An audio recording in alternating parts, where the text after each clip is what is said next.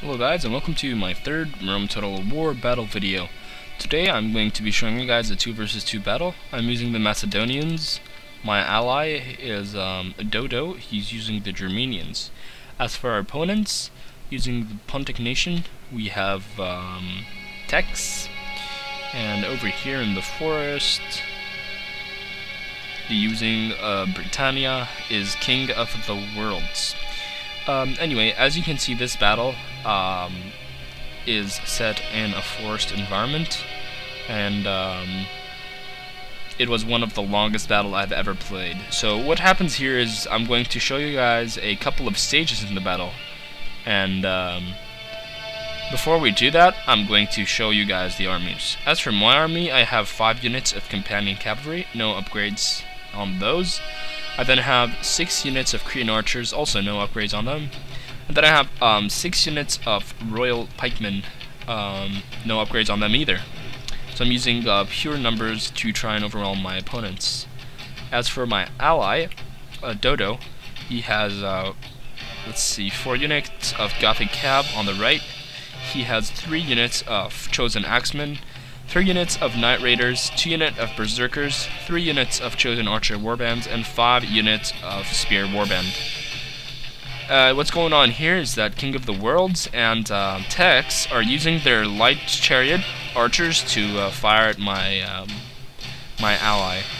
Each of them has 2 units of those archers on the chariots.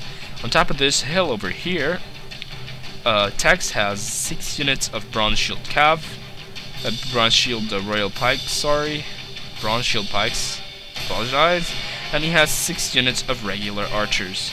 As for Britannia, the army is going to be exposed now, and let's see what we have here. We have a lot of units of head hurlers. To be precise, they are 1, 2, 3, 4 units of head hurlers, and then a bunch of slingers, and at the front there's this combination of chosen swordsmen and slingers also. So now what I'm going to do is show you here at the back. We have some more units, and these are heavy cavalry chariots, so they are the barbarian warlord Cav of Britannia. Tex has 4 units of these, and what's going to happen is that I'm going to skip the first stage. The first stage was a cavalry strike on our opponent's cavalry force in the forest. So I'm going to show you that in a bit. Alright, as you guys can see, we have started moving our cavalry, rushing it to the forest. I told my ally to move his cavalry where my cursor is. Wanted him to swing around these chariots so we can crush them and sandwich them in one formation. So anyway, I start moving my 6 units of companion cavalry uphill here to try and stop these chariots, and we are going to lock them in place with a snapper maneuver. And as you can see, they're going to get trapped between our units, and we are going to destroy them in this engagement. As you can see, these heavy chariots, if I was using my cav alone and they attacked my cav, I would have probably lost the battle. But since I'm receiving some aid from my allies' cavalry, and I'm sending in cavalry at different angles, we managed to rout these charioteers, and in my opinion, they were a force to be reckoned with, because these guys can be lethal. Alright, as you can see from this beautiful view, our troops are beginning to move down the ridge and up, and over here on this hill, where our cavalry was headed,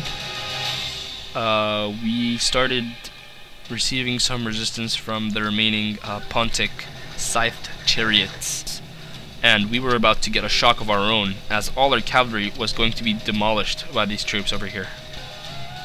And I was trying to pull them up a little bit to try and trap them, and at this point my ally should have banged into these guys, but he stopped there, and he decided to jump that unit, and that caused my companion Macedonian cav to crumble. And as they were crumbling on this side, my general died. And with the death of my general, all my cavalry started routing. On this side here, the Germanian cav also lost that single unit of scythe chariots, and with that, most, if not all, of our cavalry was depleted. My ally would have his cavalry, and the chariots are not going to let them stay there, as you'd think, and they go ahead and do a downhill charge on these guys, and that's going to go ahead and rout them yet again. And what I wanted to do is, told my ally I wanted to separate the scythe chariots from the rest of the army, and if I can get my royal pikes and my infantry to set a foothold here, I would definitely be able to give him some time to engage these guys, and then be able to attack at them from the back. Because those head hurlers, I'll tell you, are scary. And if you do not get rid of these guys from the back, or charge them from the back, or fire at them with archers from the beginning, they're going to be a very big pain in the butt. And it's going to be hard to get rid of those guys. And at this point, they see that they're about to get separated. And we have the opponent's Brtannians and Pontic infantry troops right where we want them. On this high ground position over here, the Germanic spears are going to duke it out with the bronze shields, and I'm going to use my infantry to trap them between our pikes. And here goes the phalanx fight. The Germanian phalanx versus the bronze shields. And since the Germanic troops are heavily upgraded, and they have a hill advantage on these pikes, they're going to hold their ground quite well. Surprisingly, in my opinion, I thought the bronze shields were going to take them.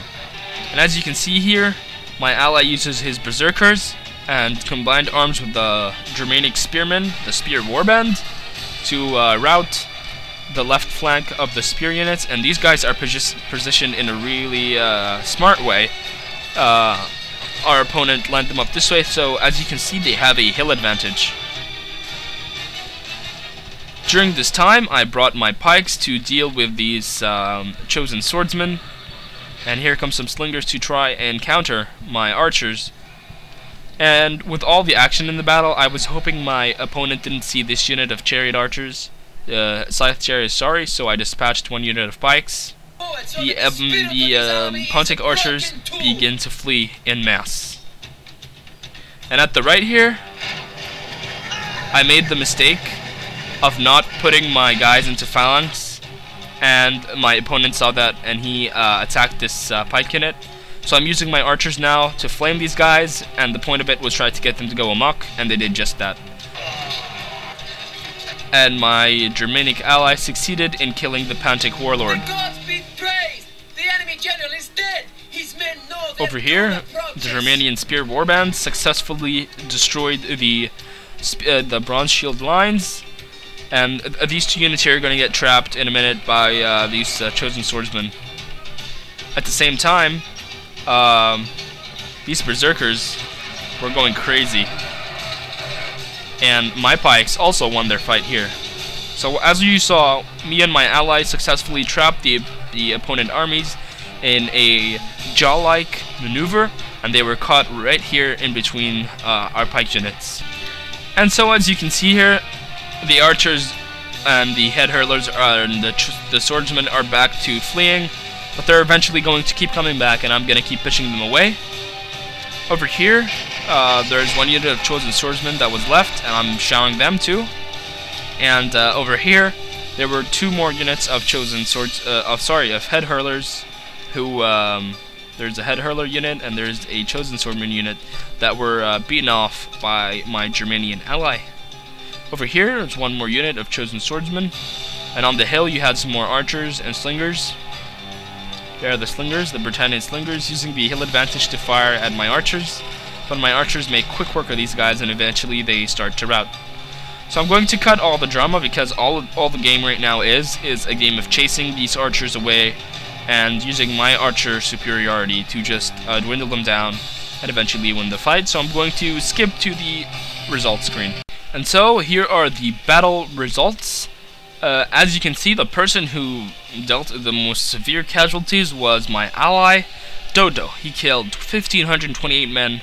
He almost killed the same number of men that his army had. So hats off to DoeDoe. Good game to my opponents, King of the Worlds and Tex.